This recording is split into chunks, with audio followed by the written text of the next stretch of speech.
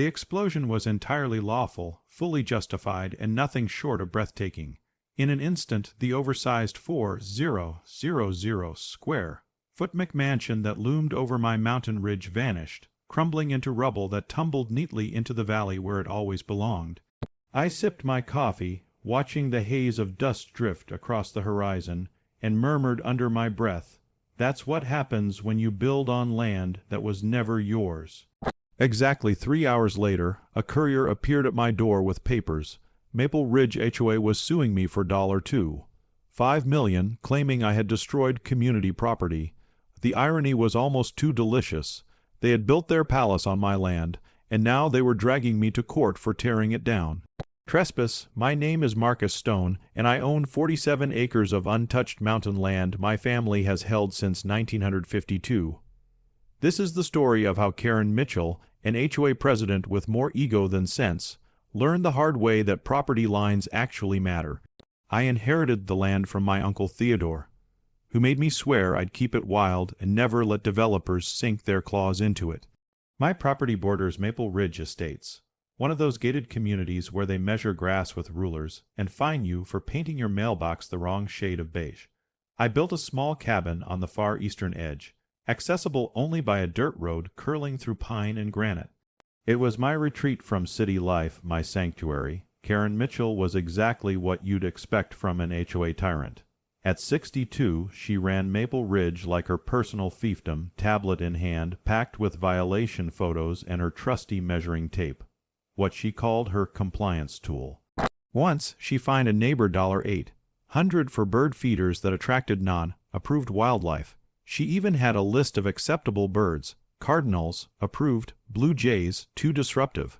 The real trouble began when survey stakes started appearing on my western ridge, the one with breathtaking valley views.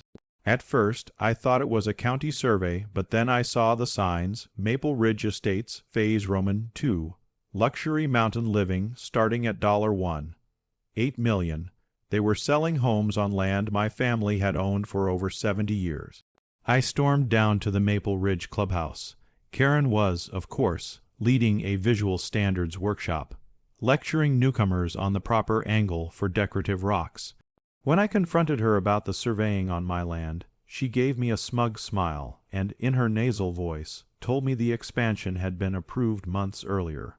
According to her, unused land was wasted land, and I should be grateful they were improving the neighborhood aesthetic. I pulled up the county assessor's site on my phone, showing the real property lines. She brushed it off, claiming the maps were outdated, insisting their surveyor had confirmed the ridge was part of their tract. When I demanded documentation, she sniffed that HOA business was confidential and told me to book a meeting with their legal committee.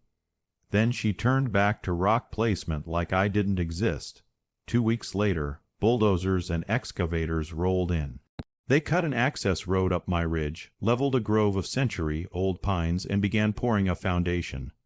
I called the sheriff, but the foreman flashed permits signed by Maple Ridge Development Corporation. Somehow they'd secured building permits for my land. The deputy shrugged, saying it was a civil issue for court.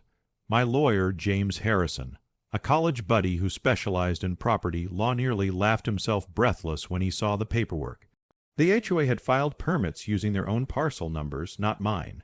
They'd literally redrawn the property lines and gambled no one would notice. Incompetence or fraud. Knowing Karen, it was both. James filed a cease and desist immediately, but by then the entire house frame was already standing. Construction pushed ahead despite our legal filing. Day after day, I stood at my cabin window, forced to watch as they transformed my ridge into their prize project. Siding, glass panels, landscaping, all slapped onto a structure that didn't belong. It was a gaudy modern beast with floor-to-ceiling windows, sprawling balconies, and a 3-car garage. They even perched a hot tub on a deck overlooking my private valley. Karen, of course, paraded it on the HOA Facebook page, proudly dubbing it the crown jewel of Maple Ridge's expansion. When I confronted her again, this time with James by my side, she had the gall to accuse me of selfishness. In her syrupy, patronizing tone, she insisted community development was for the greater good and even suggested I consider donating the land.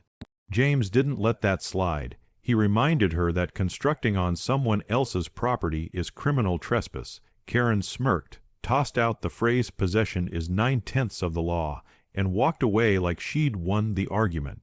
That's when it hit me. We weren't just fighting arrogance, we were up against delusion. The injunction hearing was still 6 weeks out. By then, the mansion was fully finished. They had staged it with furniture and were hosting open houses like it was theirs to sell.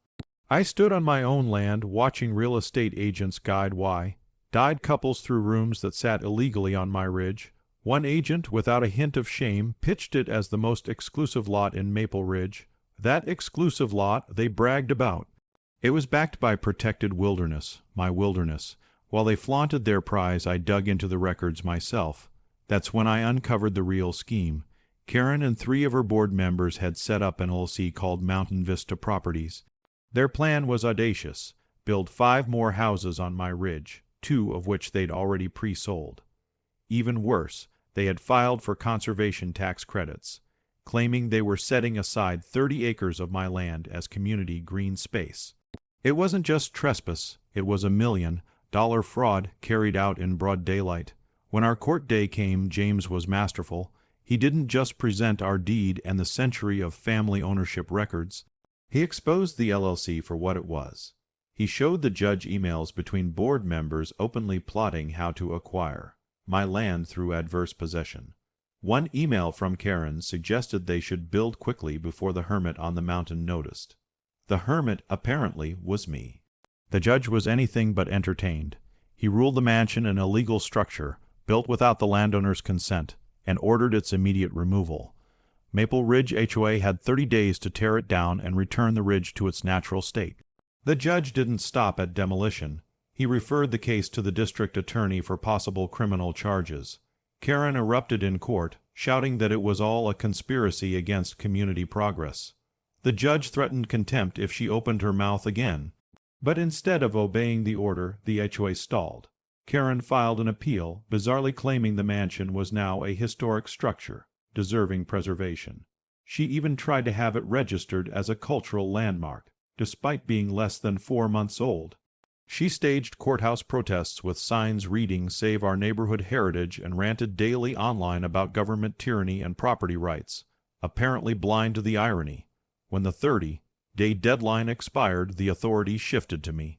The court order stated plainly, if the HOA failed, I had the right to demolish the house myself and build them. I hired Tom Bradley, a former Army engineer who specialized in precision removal. Tom was meticulous and fearless, the perfect man for the job. We set the demolition for a Saturday and tipped off local news crews. That morning was crisp, skies clear, visibility perfect. 20 cameras lined the safety perimeter as Tom's team placed charges with surgical precision. Karen screeched up in her white Lexus SUV, plates reading HOA boss. She jumped out waving papers, screaming about injunctions. The sheriff on site looked them over garbage forms she'd printed from the internet and filled out wrong. When she tried to storm past the barrier, he blocked her. Her face flushed purple as she shrieked about terrorists and criminals destroying America. Tom began the countdown, 10, 9, 8. Karen fumbled on her phone, sobbing into the receiver. 7, 6, 5. Mascara streaked down her cheeks. 4, 3, 2. She dropped to her knees in melodramatic despair. 1. The blast was flawless. The 4-0-0-0 square. Foot McMansion folded neatly inward, collapsing like a cardboard box. The roof pancaked, the walls caved, and within seconds the ridge was littered with rubble. Dust rose and drifted on the breeze.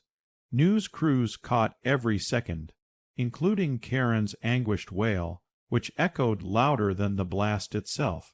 The video went viral almost instantly. Someone set it to music and turned it into a remix that racked up millions of views. #HOA Karma trended for 3 days. National outlets picked it up, running segments about HOA overreach and property rights. Karen's tear-streaked face became a meme that refuses to die. But the real fallout hit 2 weeks later.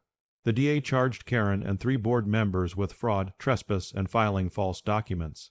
The FBI stepped in once they uncovered the tax credit scam crossing state lines. Karen's real estate license was suspended. Her LLC was dissolved. The other board members flipped fast, cutting plea deals for probation in exchange for testifying against her.